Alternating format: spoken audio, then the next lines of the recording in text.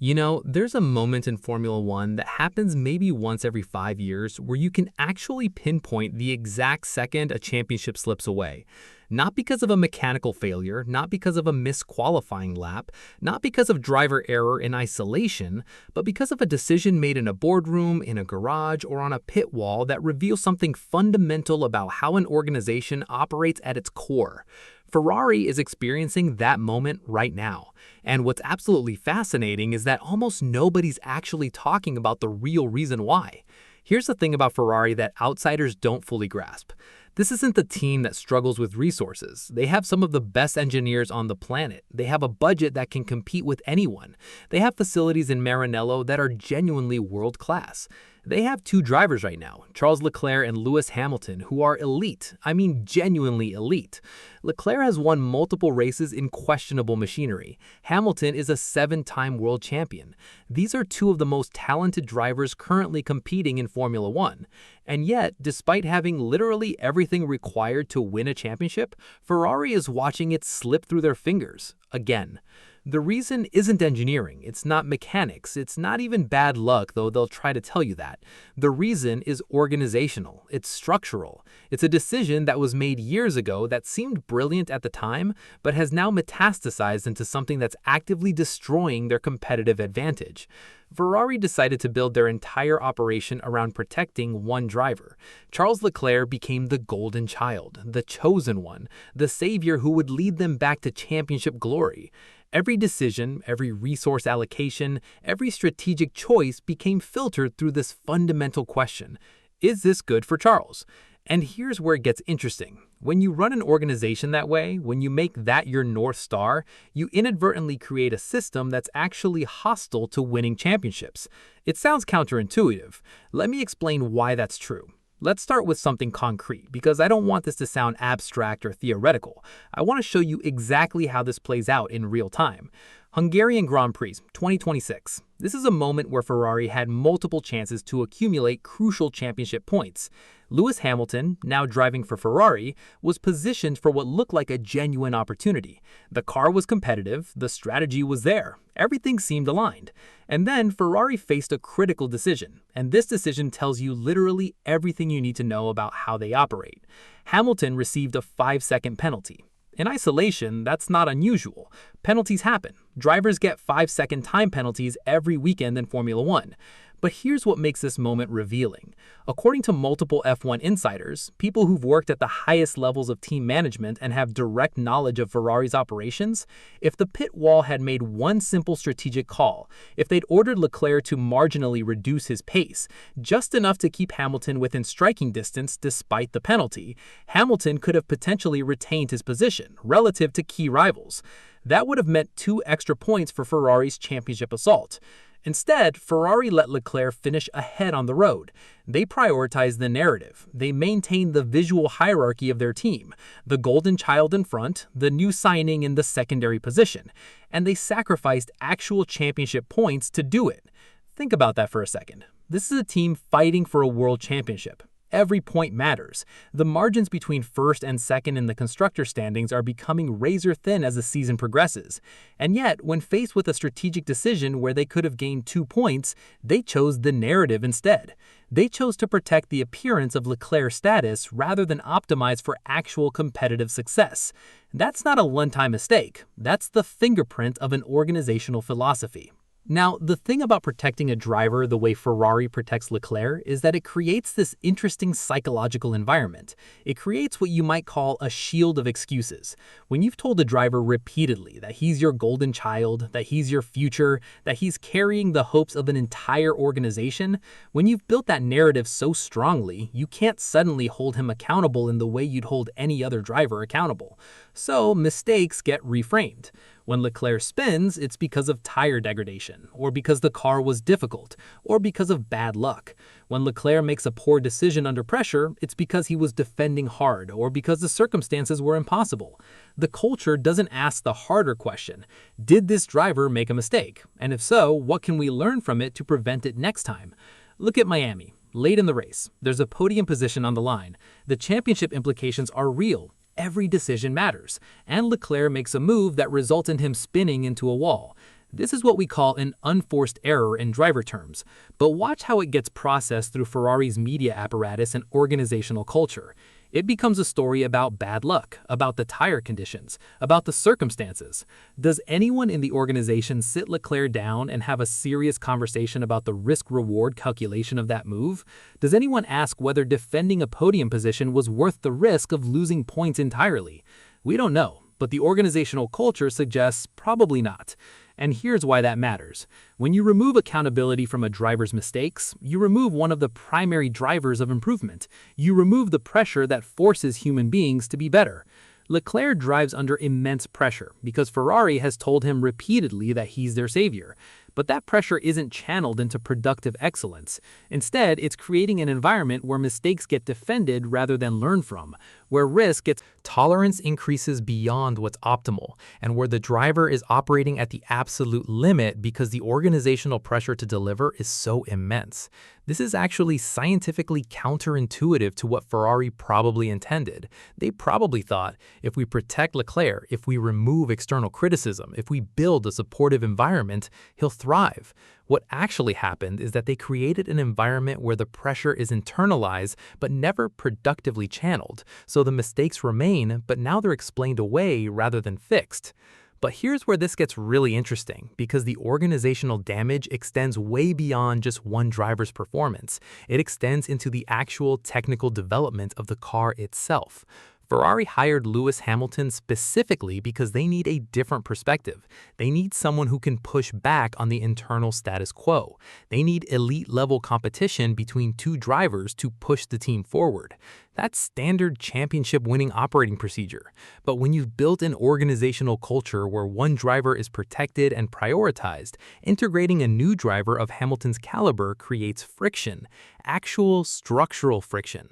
Throughout the 2026 season, there's been a reported massive tug-of-war on the development direction of the SF26 car. This isn't gossip, this is technical reality at the highest level of the sport.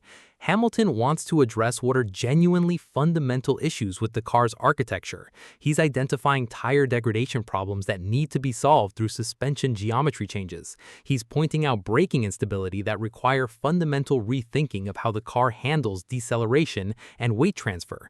These are real technical problems that are losing Ferrari races and points.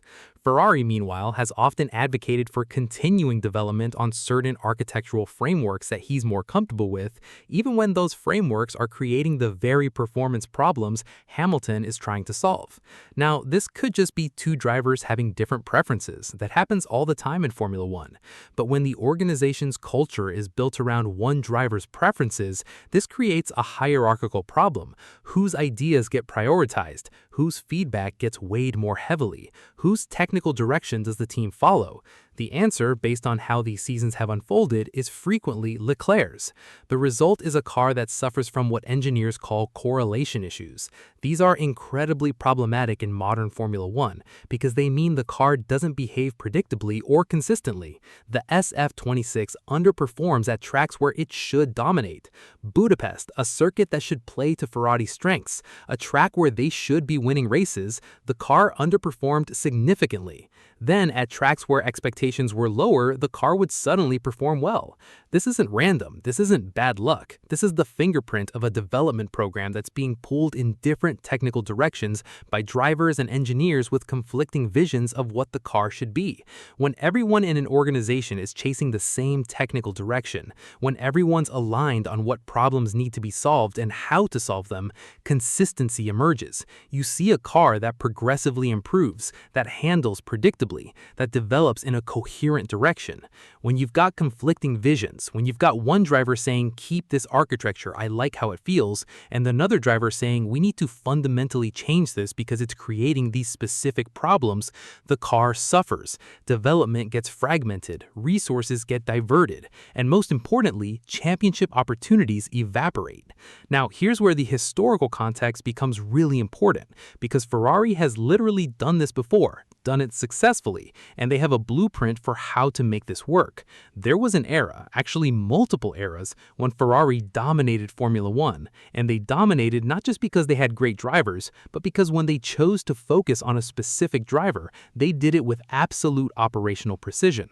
Look back at the Schumacher era. Michael Schumacher was protected. Michael Schumacher was elevated. Michael Schumacher was prioritized in the team hierarchy. But, and this is the crucial but, that favoritism was backed by something much harder than emotional commitment.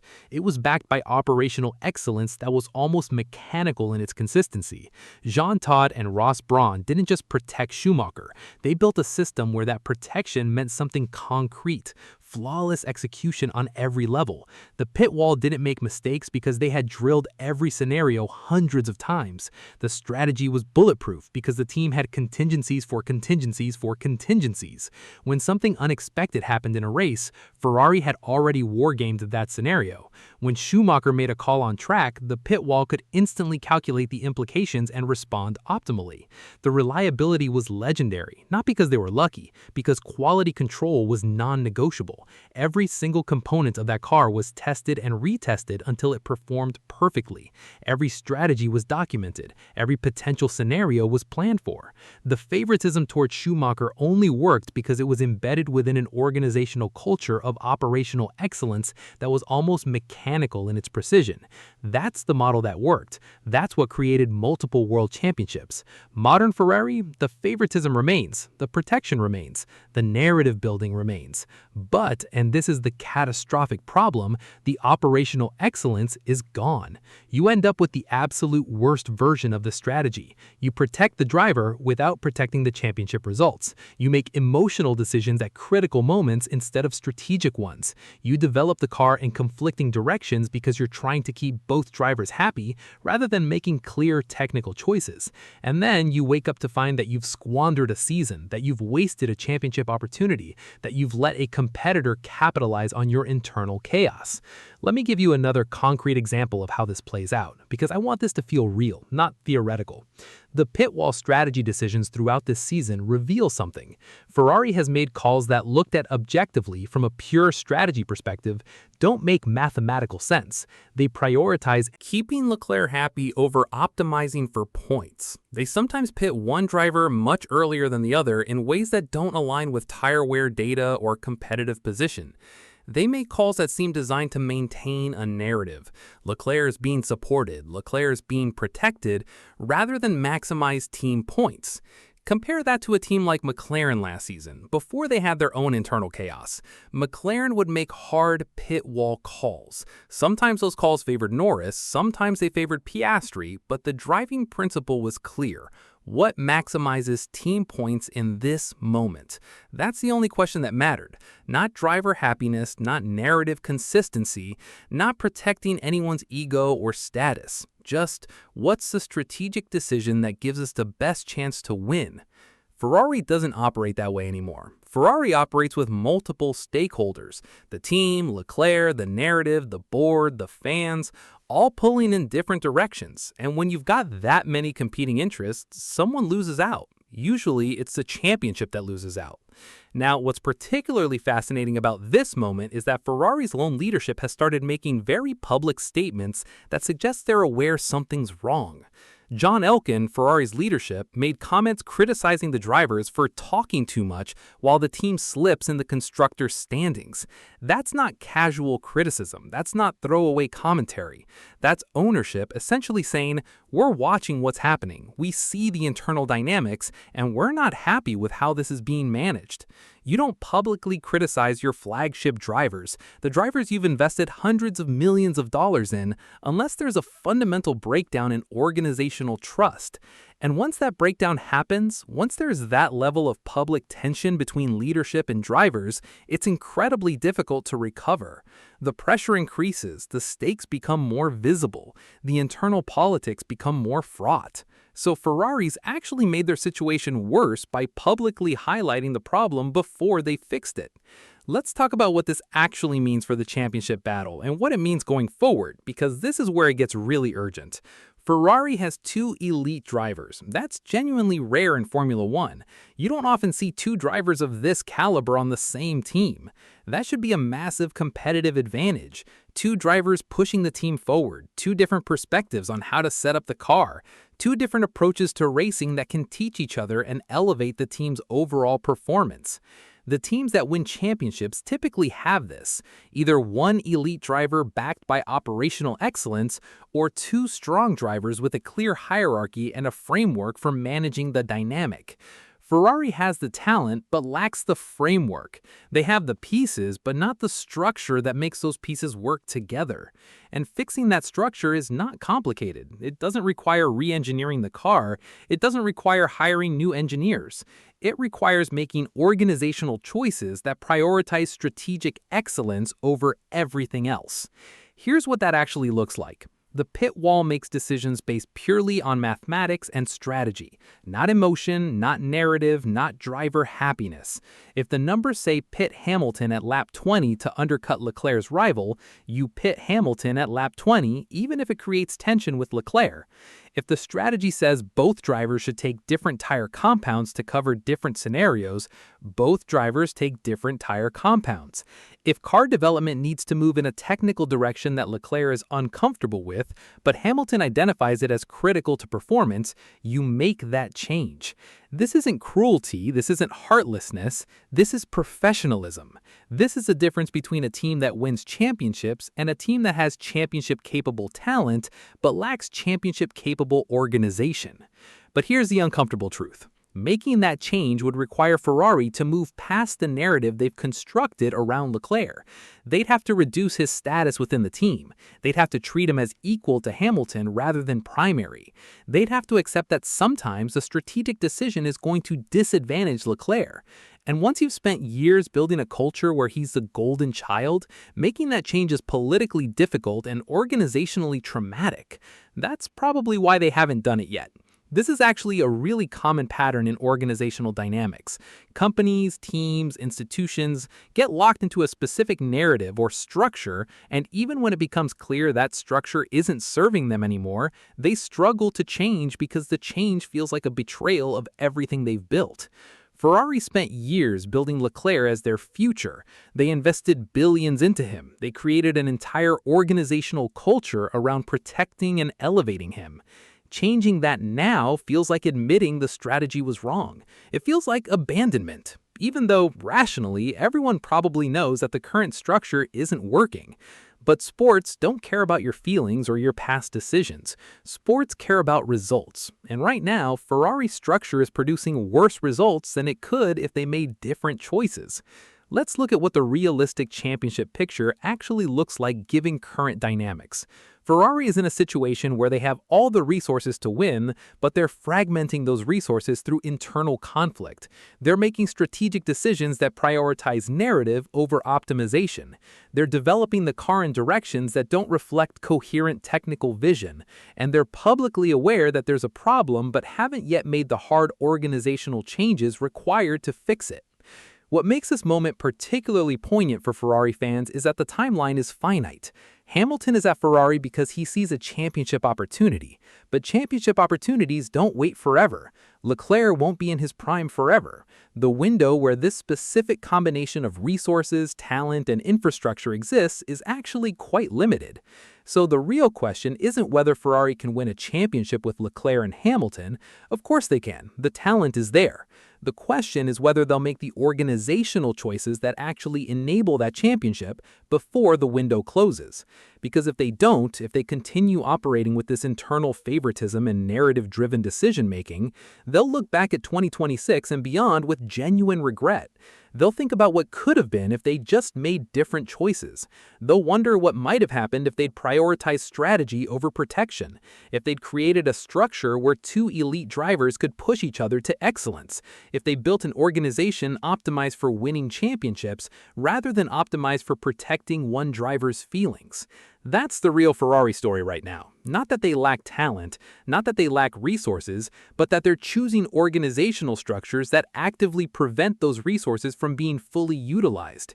And until they change that choice, they'll keep experiencing the same frustrating outcomes, coming close to championships, having every resource required to win, and yet somehow not quite getting there.